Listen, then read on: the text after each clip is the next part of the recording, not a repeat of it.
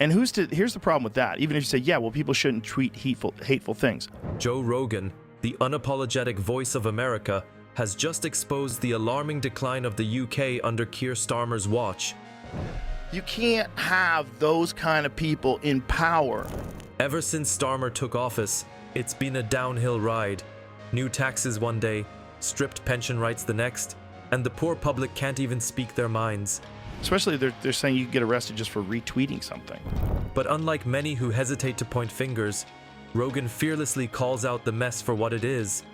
And Joe is not just firing shots in the dark, he's got solid reasons for his uproar. Take the UK's love affair with censorship for starters.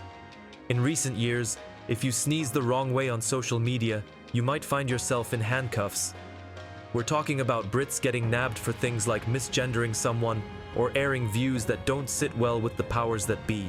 4,000 people have been arrested in England for thought crimes, where they've said things online that people find to be a hateful thing or a problematic thing.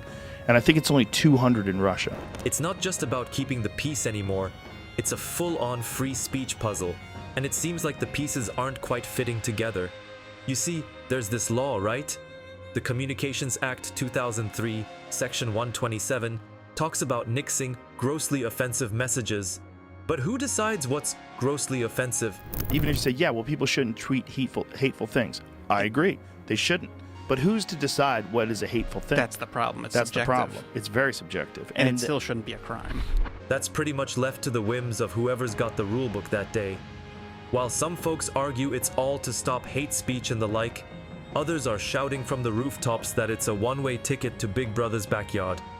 But the fact that they're comfortable with finding people who've said something that they disagree with and putting them in a cage in England in 2024 is really wild. Yeah.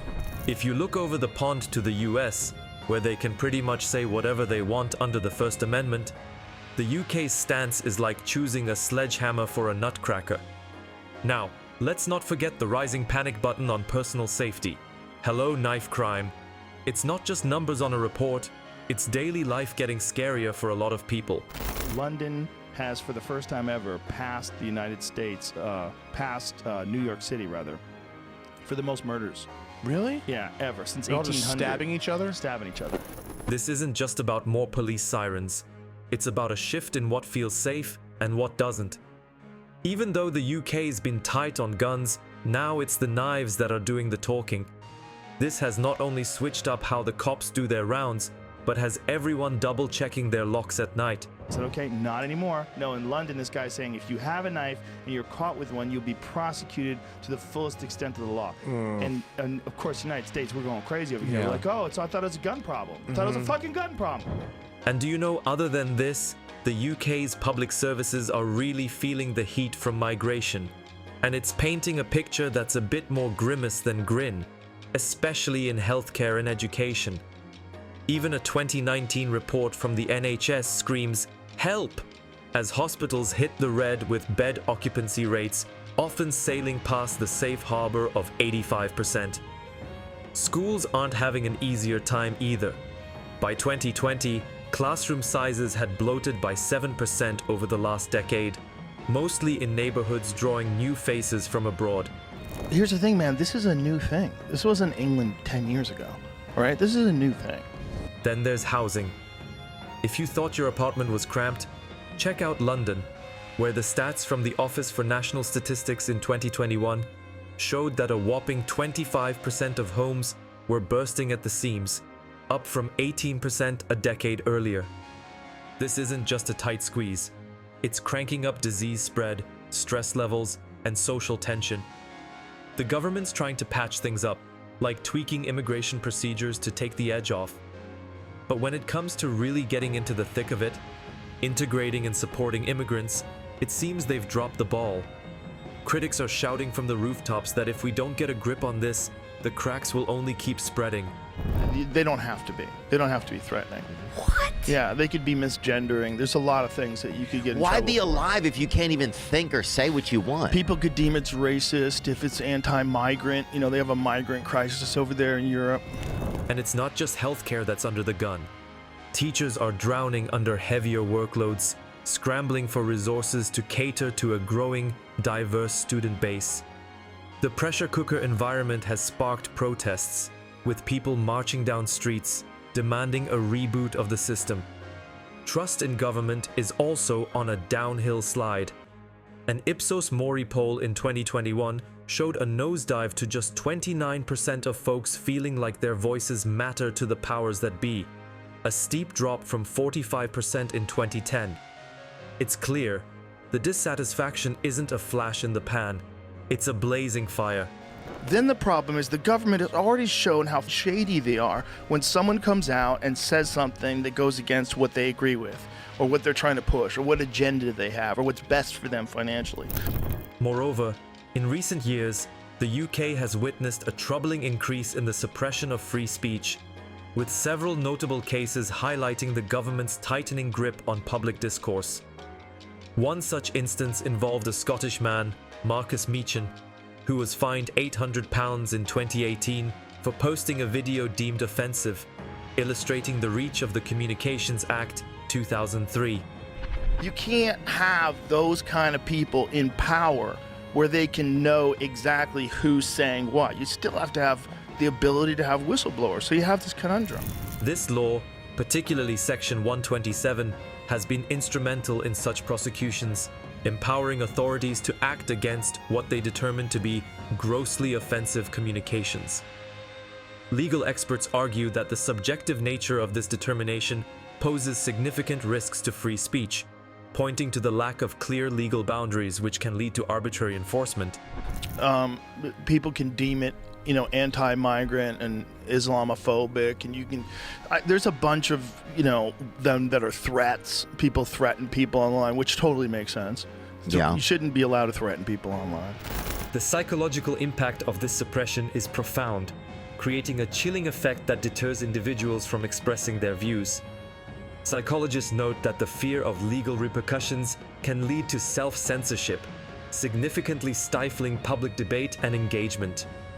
Human rights activists like Amal Clooney have criticized these developments, arguing that such a climate not only undermines individual freedoms, but also degrades the quality of democracy itself, as a population that is afraid to speak openly is less likely to challenge and refine ideas. In addition to stifling free speech, the UK faces growing social and economic divisions that are exacerbating societal cleavages. Economic disparities, particularly in access to jobs and housing, have widened significantly. The Institute for Fiscal Studies reported in 2019 that income inequality in the UK is among the highest in the developed world, which has been a factor in increasing social unrest. The government's role in addressing these inequalities has been mixed, with some policies aimed at reducing gaps, but critics argue that measures have been insufficient or misdirected, often exacerbating the very issues they aim to solve. Communities particularly affected by these divisions include those in post-industrial cities like Sunderland and Blackburn, where economic stagnation and poor social mobility have fostered feelings of abandonment and resentment. Case studies from these areas show that the lack of effective government intervention in creating job opportunities or improving education and health services contributes to a growing sense of disenfranchisement among residents. These internal pressures are contributing to a potential exodus from the UK, with emigration statistics showing a notable increase. The Office for National Statistics revealed that emigration figures had risen by 30% in 2020 compared to the previous year. Reasons cited for leaving include better job opportunities abroad, political dissatisfaction, and a desire for a higher quality of life, factors that are particularly acute among young professionals and skilled workers. On one side, you can have this completely manipulated environment that's done by corporations and fake people and people that are paid by parties just to push the party line and to go out there and debate it vigorously and argue it. They're paid to do it. Yeah. Interviews with those planning to leave the UK underscore these points. Many express a loss of hope in the country's direction, citing continuous political turmoil, such as the ongoing debates over Brexit and its handling, which they feel have not only stalled progress, but also deepened societal divisions. Emma, a software developer from London planning to move to Canada, shared that her decision was driven by the pursuit of a more stable and inclusive political environment. The potential impact of this exodus on the UK is significant, threatening to drain the country of skilled labor and intellectual capital, essential for economic growth and innovation.